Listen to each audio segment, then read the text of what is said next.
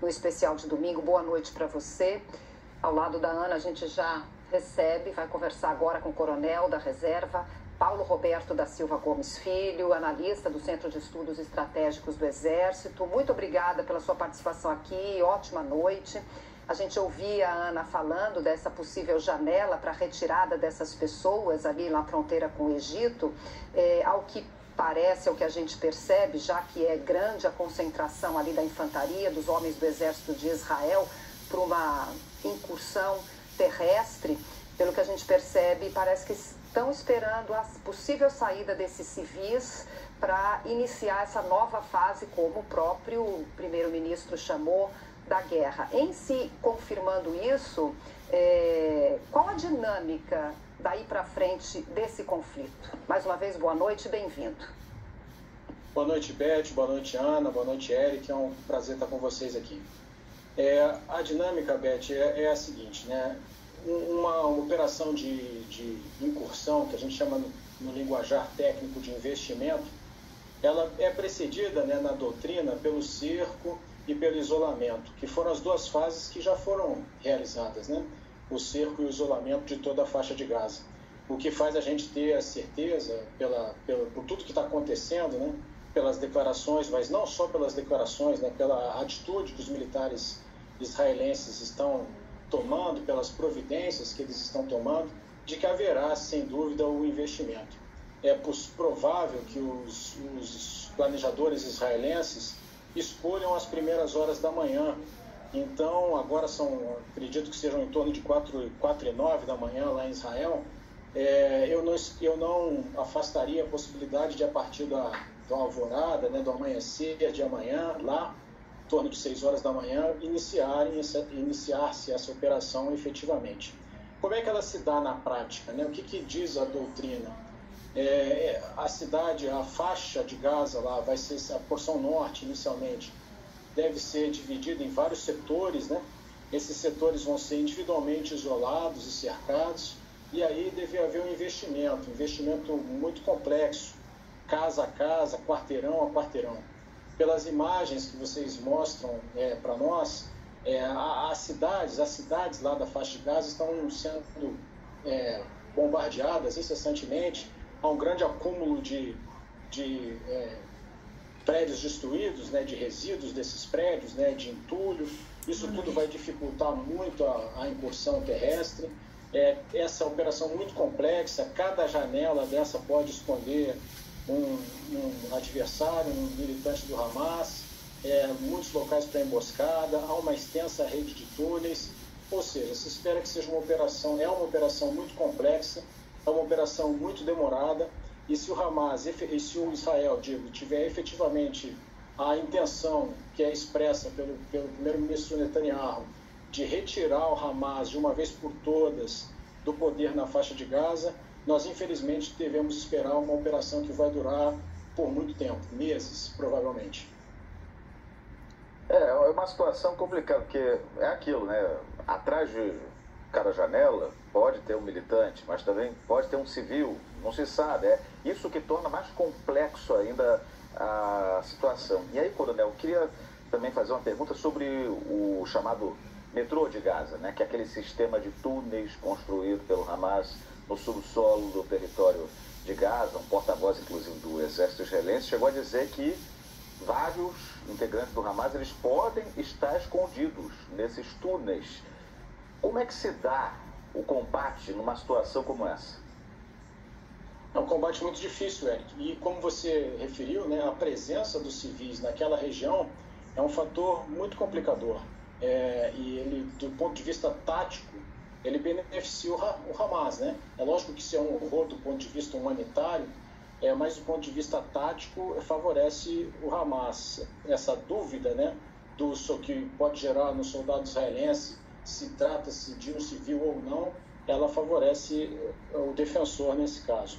Esses túneis, essa extensa rede de túneis que existe em todo o subsolo da faixa de Gaza, vem sendo utilizado ao longo dos anos para deslocamentos, mas não só para isso, para recebimento de suprimentos. Existem túneis que têm capacidade, inclusive, para deslocarem-se veículos pelo interior deles.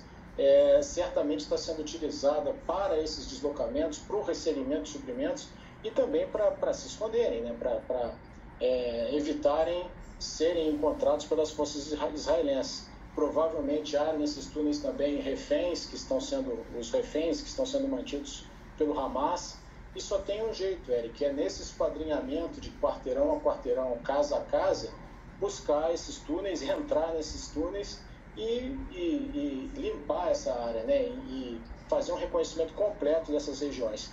É claro que isso depende também de uma forte inteligência, né? De uma inteligência que pudesse dar aos planejadores israelenses, aos comandantes israelenses, a certeza que em determinado lugar tem uma entrada para um túnel, tem uma saída de um túnel. Mas como nós vimos nas ações do dia 7 de outubro, a inteligência de Israel, que não foi capaz de prever aquelas ações, ela está devendo, ela perdeu muito a sua confiabilidade, né? A inteligência de Israel, que é decantada em verso e prosa, a gente vê aí nos canais de streaming vários seriados sobre a inteligência israelense, vários livros, né, sobre o Mossad. Ela está devendo, ela mostrou uma deficiência muito grave, então eu não sei até que ponto ela é confiável para dar essas informações para os planejadores israelenses. Agora, é claro que essa vai ser uma operação que vai causar muitas baixas, e muito tristemente também entre os civis, como nós já estamos observando, né? Isso faz pensar no porquê que o Hamas tomou essa ação, né? Será que o Hamas esperava essa ação terrorista? Será que o Hamas esperava justamente por essa reação israelense? Isso é uma coisa para a gente pensar. Chamou atenção também, como o senhor bem colocou, nessa falha da inteligência, um serviço de inteligência, um dos mais sofisticados do mundo todo, né? Chamou muito atenção essa falha por parte de Israel e também chamou muito atenção do poderio bélico do Hamas, né? As armas de longo alcance, de grosso calibre, e com certeza o Hamas esperava a reação de Israel, então também já esperava essa reação, já esperava até as tropas, ele já está esperando essa incursão terrestre.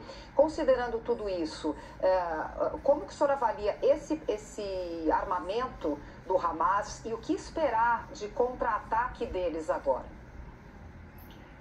Se você comparar, Beth, vis-a-vis o poder militar bélico de Israel com o poder militar do Hamas, né, em termos de equipamento, em termos de material, de emprego militar, em termos de sistemas, é incomparável. O poder israelense é muito superior, né? Mas só que esse combate urbano, esse combate com essas características, né, casa a casa, em ruas muito estreitas, num terreno que é perfeitamente conhecido pelo pessoal do Hamas e é um terreno desconhecido para o soldado israelense, essa característica do ambiente urbano, ela de certa forma iguala essas capacidades militares.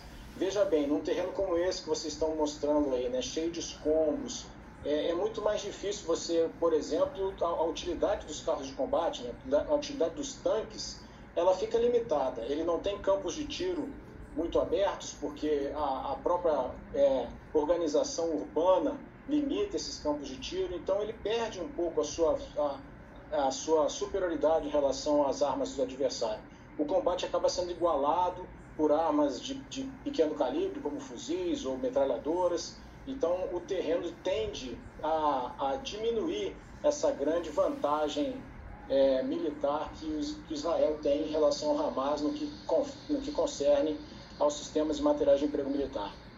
Então, o que sugere que essa guerra pode prosseguir ainda por muito tempo, né? Eu acredito, infelizmente, que sim, Beth.